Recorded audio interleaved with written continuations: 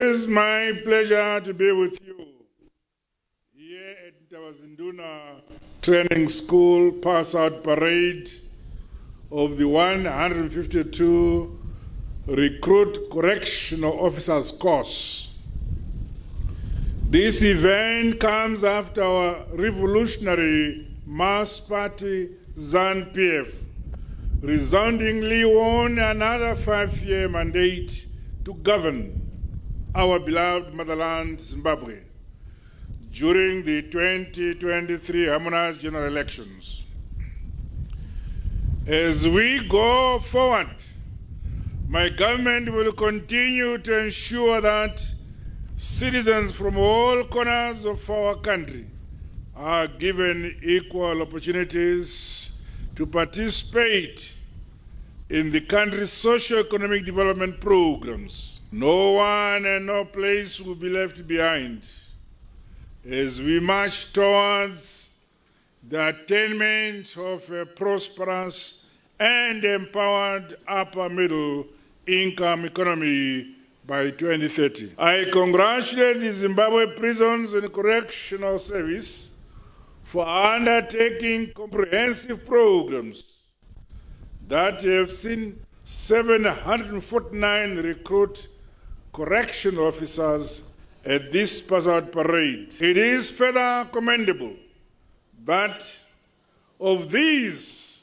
214 are females, whilst 535 are males. This highlights the commitment by our correctional service to realize gender equity and women's empowerment in our society. Equally impressive is the fact that this is now the second course that has included members from the San community. Well done for this continued initiative, which is in line with my administration's devolution agenda towards the inclusive participation of all citizens in our country's development. Turning to the men and women before us, I note that the course prepared you to be vigilant and able to execute the various tasks that will be demanded of you as correctional officers. The lectures you received on national, regional, and international legal instruments on the management of correctional facilities and institutions should equally help you to meet the operational requirements of your duties. I'm glad that the civic education package acquainted you with the knowledge of our country's rich heritage and history.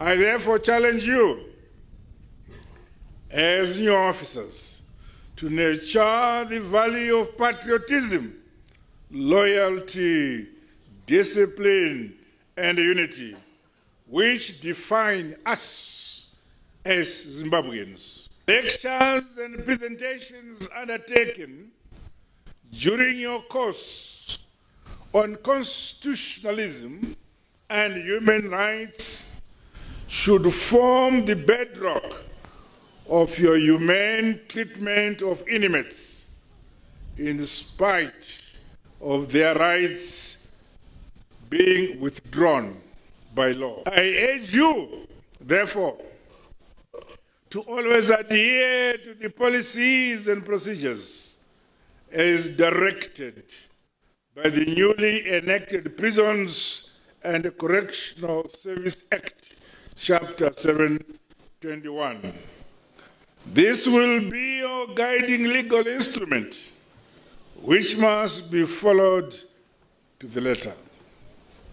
I'm confident that the new Prisons and Correctional Service Act will transform the country's prisons and the correctional system in line with international best practice. Some of the notable provisions of the Act emphasize the need to reinforce and upscale the rehabilitation reintegration thrust, the establishment of correctional community centers throughout the country, the exchange of inmates, as well as the full implementation of the parole system.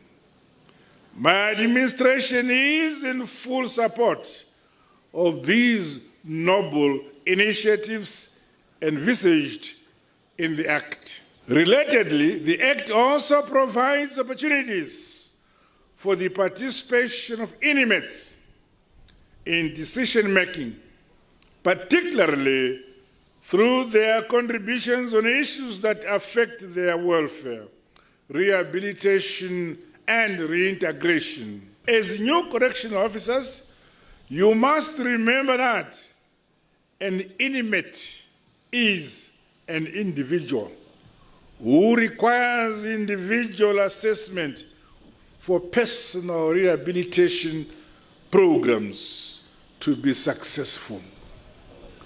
In an independent Zimbabwe, inmates are no longer treated as outcasts. Emphasis is now on offender rehabilitation, as well as entrepreneurial training and skills development. In the past, under colonial rule, when we were in prison, where we spent over 10 years, we were treated as animals. This is the past. Your main objective as correctional officers is to correct and empower inmates so that when released from correctional facilities, they will be able to reintegrate in society as productive and law-abiding citizens. All efforts must be made to reduce the re-offending rates, whilst also helping inmates to contribute to the socio-economic development of our country, Zimbabwe. The incorporation of drugs and substance abuse-related issues into the curriculum of this graduating course is in keeping with my government's efforts to tackle this menace.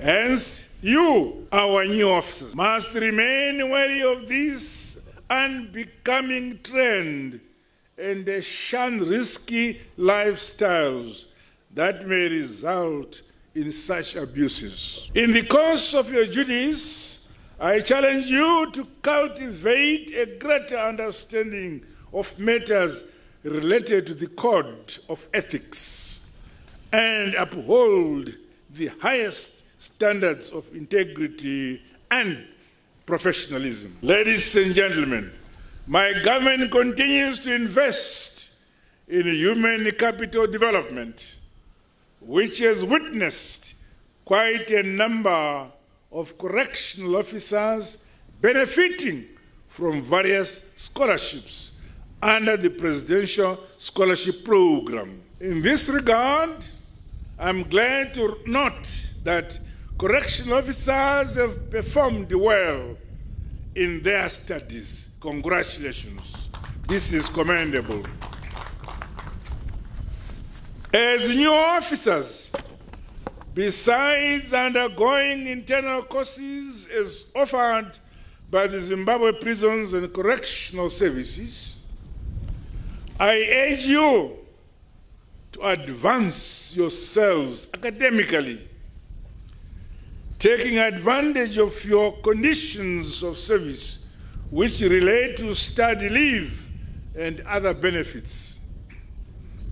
You must always seek to be better by being innovative, entrepreneurial, and forward-thinking so that you can competently transform the lives of your families and also play your part in the development agenda of our motherland, Zimbabwe. It is pleasing that the Zimbabwe Prisons and Correctional Service now has a staff college which provides leadership and management courses. The partnership between the Correctional Service and the Chinhoyi University of Technology, which is said to see the introduction of a Bachelor of Science Honours degree in Correctional Service Management, is applauded.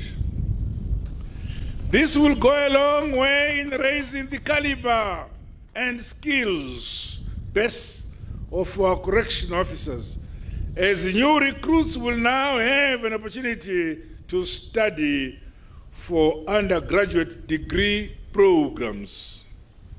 Ladies and gentlemen, regarding the establishment of mutually beneficial relations with other correctional services, it is praiseworthy that the Zimbabwe Prisons and Correctional Service is conducting reciprocal benchmarking visits with countries in the SADC region and beyond. These relations must be strengthened because sharing experiences and best practice help enhance and improve the management of our prisons and correctional facilities. Going forward, I urge Commissioner General Chihovu to revamp and modernize the present state of all our correctional facilities and systems as we journey towards the realization of Vision 2030. In this regard, I'm glad to note that for the first time, the recruits were exposed to entrepreneurial training in running poultry and horticulture projects conducted in partnership with the Zimbabwe Open University. Further, I'm advised that the school also resuscitated vegetable gardens, as well as horticulture, goat rearing, and beekeeping projects, which will help improve the nutrition and diet of the recruit correctional officers and staff members alike. I challenge the Commandant and her staff to expand these projects so that they become commercially viable to augment the school's operational requirements. On our part as government, we continue to capacitate operations of the Zimbabwe prisons and correctional services. This has seen the service benefiting from the allocation of various service vehicles to meet administrative and operational needs. My government also remains committed to modernizing correctional facilities in the country in order to alleviate overcrowding and improve living conditions in these facilities. To date, we have since approved the construction of modern and state-of-the-art correctional facilities in Gwanda, Matabeleland South, and Urungwe in Mashonaland West provinces, respectively. Meanwhile, the Zimbabwe Prisons and Correctional Services is challenged to fully utilize the funds allocated to the Correctional Service. The mechanization and irrigation equipment provided by the Second Republic should ensure maximum production and productivity for the benefit of inmates, the staff, and the economy as a whole. In conclusion, I commend the Commissioner General, the Commandant, and training staff for a job well done. The high quality of the parade, the displays, and the turnout are evidence that the desired goals of training have been realized completely. By the same token, I would like also to appreciate parents, guardians, and relatives for the support and encouragement rendered to the recruits throughout the training period. The manner you raised and molded these young boys and girls has made them suitable to serve in Zimbabwe prisons and correctional service. We appreciate all your efforts. Tinokutenda imose vakomani vasikana siyalibonga lonke amadoda abafazi yezwangithi. To the recruits, I once again congratulate you for the determination, your resolve, focus, and the love for your motherland that has seen you realize the success and the milestones we are witnessing today. This event marks the start of your selfless service to our motherland within the Zimbabwe Prisons and Correctional Service family. As you begin your careers, you are encouraged to work with honor, with courage and integrity. Indiscipline is not tolerated across the rank and file of the Zimbabwe Prisons and Correctional Service. If you want to leave this service, just be disciplined. In all that you do, you should always be patriotic and loyal to your motherland, Zimbabwe, while also maintaining uttermost professionalism in both your demeanor and your deeds. I therefore warmly welcome you into the family of the Uniformed Forces of Zimbabwe, which I'm Commander-in-Chief. Together, brick by brick, and stone upon stone. We